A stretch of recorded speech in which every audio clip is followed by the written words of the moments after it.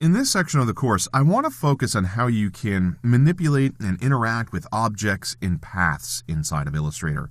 I'm working with a document called logo.ai, and what we're looking at here is a completed logo design. Now, as a graphic designer, you know that rarely you're going to open up Illustrator and just draw out a logo and it'll be perfect. No, it would instead go through several different iterations before you get to the final.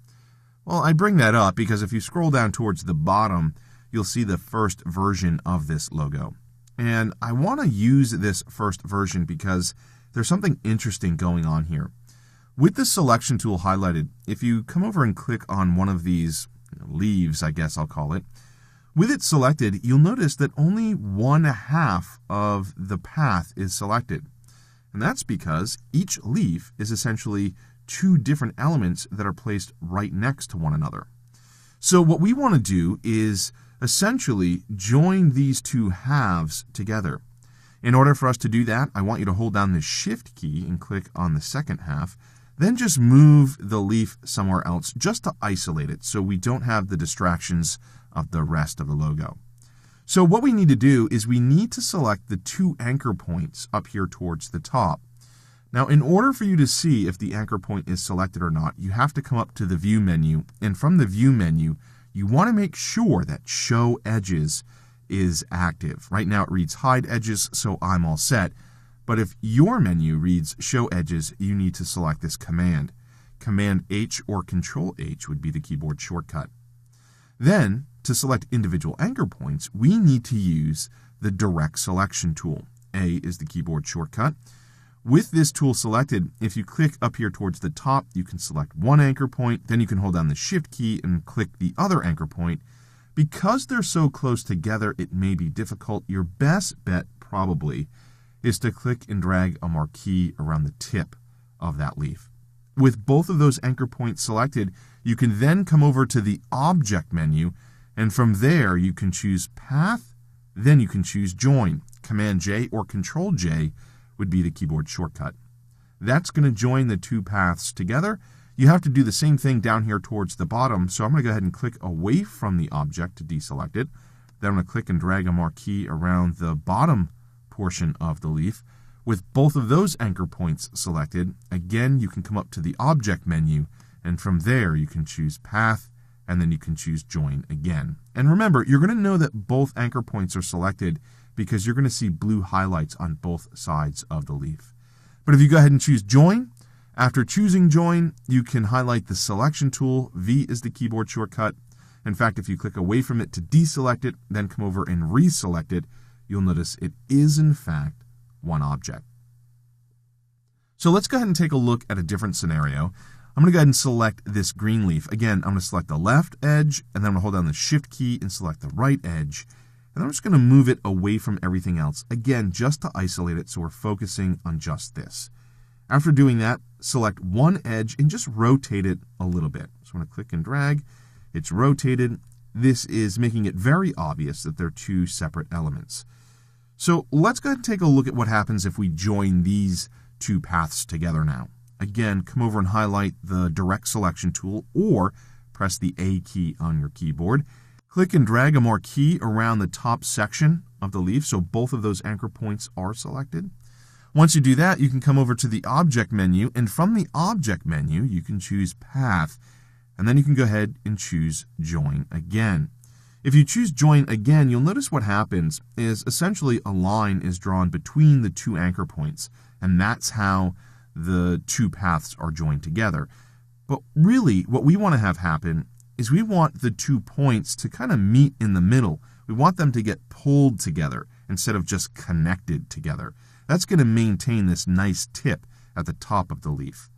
So what we want to do is click away from it to deselect it, and then just select the top 2 anchor points.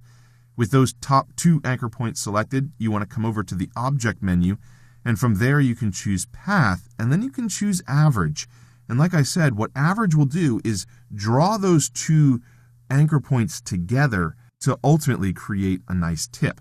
So if we go ahead and do that, you'll notice a dialog box appears, and you can average horizontally or vertically. In this case, we want to average on both the horizontal and vertical axis. So if we come over and click OK, you'll notice that that is the case. Now, sadly, there are two separate paths, so you'd have to come over and choose Object, Path, and then choose Join again. So it's a two-step process. However, there is a keyboard shortcut that's not available here in this menu. If you go ahead and undo that, Command-Z or Control-Z, and again, you want to make sure that just these two anchor points are selected. You'll notice that these bottom two are also selected. That's going to cause problems. So come over here and click and drag. Both of those anchor points are selected. You may know that Command-J or Control-J is the keyboard shortcut to join. We have Command-Option-J or Control-Alt-J on Windows to average. If you use the keyboard shortcut Command-Option-Shift-J or Control-Alt-Shift-J on Windows, that will not only average, but it will also join the paths. So go ahead and use that keyboard shortcut. Again, it's Command-Option-Shift-J here on the Mac, Control-Alt-Shift-J on Windows. You'll notice that they're averaged and joined together. So the only thing you'd have to do is come down here towards the bottom and join those anchor points. So under the Object menu, you can choose Path, then you can choose Join. And again, if we come over and highlight the Selection tool with the V key on the keyboard, you'll notice it's one element. So that's how you can use join and average, but there are other ways that you can use average that could be helpful. For example, let's say you want to create a series of lines. So I'm just using the Line tool. I'm clicking and dragging out a series of lines, and you'll notice that right now I don't have a stroke associated with these lines. So I'm going to go ahead and undo that. I'm going to flip the fill and the stroke color. Now I can come over and click and drag out some lines. I'm just going to go ahead and drag out a couple. Now let's say we wanted these lines to essentially all start at the same point, but as you can see right now, they don't. Well, with the Selection tool, I'm going to click and drag a marquee around all of them. With all of them selected, and at this point, we want to make sure that we just have one edge selected. So the best bet is to choose the Direct Selection tool, click and drag a marquee, so we just have these anchor points selected.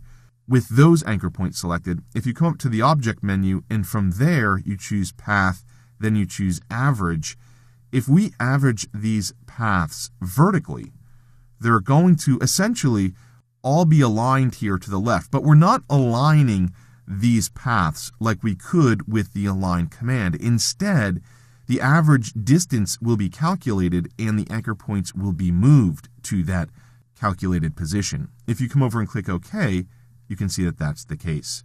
Now, you could also do this horizontally as well. This can be incredibly useful if you're trying to create guides and you want those guides all to meet at a particular vanishing point.